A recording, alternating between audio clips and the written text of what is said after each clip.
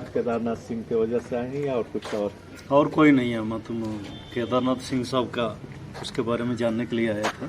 कैसे आपको मतलब कि उत्सुकता हुई उनके विषय में? बेसिकली मैं आंध्र प्रदेश का रहने वाला हूँ। जी।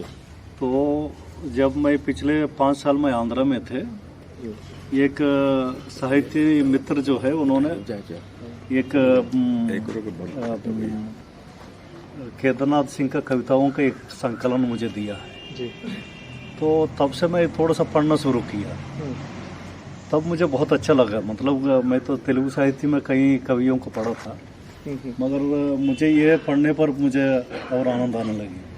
मुझे लगा इसको तेलुगु में मैं भी करके देखूं इसको। कुछ किए हैं? 40 कविताओं को मैं अभी जो है तेलुगु में ट्रांसलेट किया। तो अभी और कर रहा हूँ, तो और जानने के लिए प्रयास कर रहा हूँ। तो उस नाते फिर मुझे बहुत इंटरेस्ट लगा, फिर पढ़ने लगे। फिर कई किताबें इनके संबंध में जो भी इनके ऊपर जो लिखी हुई किताबें हैं, लगभग 20 किताबें मैंने कलेक्ट किया। फिर सब मैं पढ़ना शुरू किया।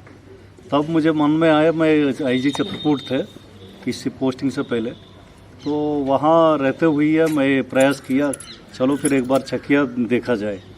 तो भगवान ने मुझे यहीं पोस्ट कर दिया। तो फिर आईजी वाराणसी हो गए। तो फिर मुझे लगा, फिर रामसुधार सिंह सर से बात हुई, फिर हम दोनों ने डिस्कस किया। फिर कामेश्वर सिंह सर से बात हुई। सर कब नई तेलुगु में कब तक आपका किताब आने की चांस है? जल्दी आएगा, 2-3 महीने में। 3 महीने में। कुछ सोचे हैं नाम वगैरह किताब की? अभी नहीं, अभी सर से बात करेंगे। कामेश्वर सिंह सर भी हमको गाइड करेंगे। फिर इसमें वो कविताएं तेलुगु की पत्रिकाओं में छप रही हैं। अभी छप रहा है, कविताएं छप रहा है। जैसे बनारस कविता जो है वो छपी है।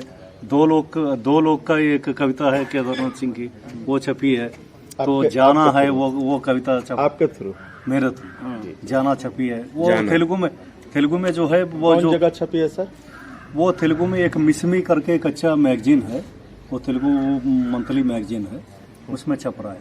क्योंकि उसमें काफ़ी मैं कई लेख भी मैंने लिखा उसमें। तो अब तक मैंने 4 किताब लिखा था। तो एक नक्सलिज्म पर भी मैंने अच्छा किताब लिखा। तो जब मैं SP सोनभद्र थे तब का अनुभव को लेकर मैंने लिखा है। तो इसी में फिर ये साहित्य का अभिरुचि से यहाँ आना हुआ आज। बताएं। मैं डॉक्टर रामसुधार सिंह हूं और मैं उदय प्रताप कॉलेज का विद्यार्थी भी रहा और वहां हिंदी विभाग का अध्यक्ष रहा। 2014 में मैं अवकाश प्राप्त किया, क्योंकि डॉक्टर केदारनाथ सिंह की वह शिक्षण संस्था की मातृभूमि रही। केदारनाथ की चकिया जन्म स्थान था, लेकिन उनको कवि बनाया उदय प्रताप कॉलेज ने।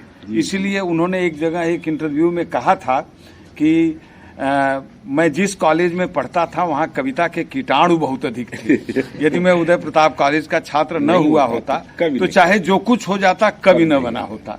कवि बनाया उनको उस कॉलेज ने। इस नाते मैं उस कॉलेज का था, इस नाते केदारी जी मुझे बहुत स्नेह करते थे। बनारस जब भी आते थे, कहीं BHU या कहीं, सीधे उनकी खबर मिलती थी कि मैं तुम्हारे यहाँ रुकूंगा।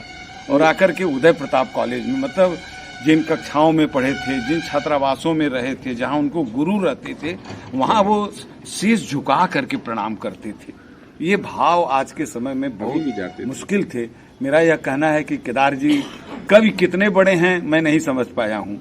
इंसान केदार जी सबसे बड़े थे, और जो आदमी इंसान नहीं बड़ा है वो कवि नहीं हो सकता है। बहुत